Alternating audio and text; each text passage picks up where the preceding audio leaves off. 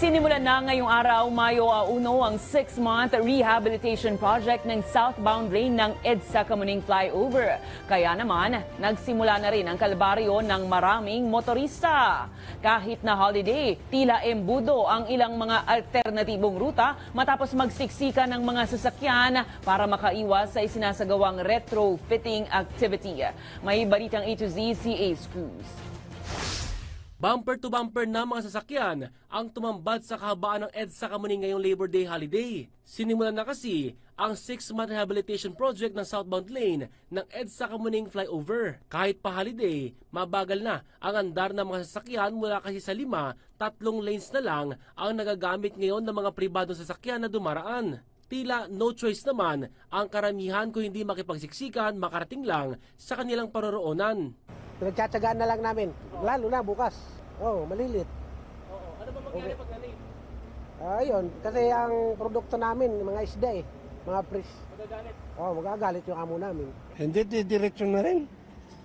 Wala tayong magagawa may problema yung kalsada natin. Dahil sa nagpapatuloy na retrofitting activity dito sa bahagi ng southbound lane sa Kamuning Flyover, ganito na kabigat ang daloy ng mga sasakyan na papasok sa service road para makaiwas nga sa bahaging ito ng Kamuning Flyover. Kung kaya naman payo ng mga otoridad tuwing rush hour ay mas maganda na dumaan sa mga alternatibong ruta. So one of the method po ng retrofitting natin is yung redecking at yun po yung unang gagawin natin, and then after ng redecking, magka-carbon fiber po tayo sa ilalim and yung restrainer po para po dun sa sa seismic seismic devices po natin. Ang inaasahan sana na alternatibong ruta na Corner Scout Borromeo Street, malaembudo na rin ang papasok sa dami ng gusto makaraan. Siguro ma-extend lang siya ng at least 30 minutes doon sa rerouting, and yun na yung nakikita namin as long as madidivide yung volume of vehicles na flying along EDSA towards south.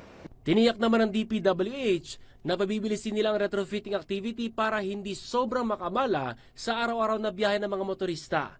Best effort po ng contractor and ni DPWH po, katuwang po ang ibang ahensya po is sana po mapabilis po natin yung 6 months, at least yung schedule po natin is ma-shorten.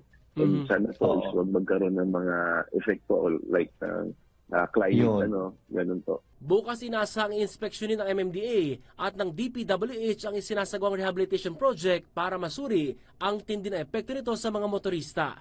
Inaasahan naman na mas lalala pa ang sitwasyon sa EDSA Kamuning Flyover lalo't may pasok ng karamihan matapos ang holiday ngayong Miyerkules. Para sa Balitang A to Z, Ace Cruz.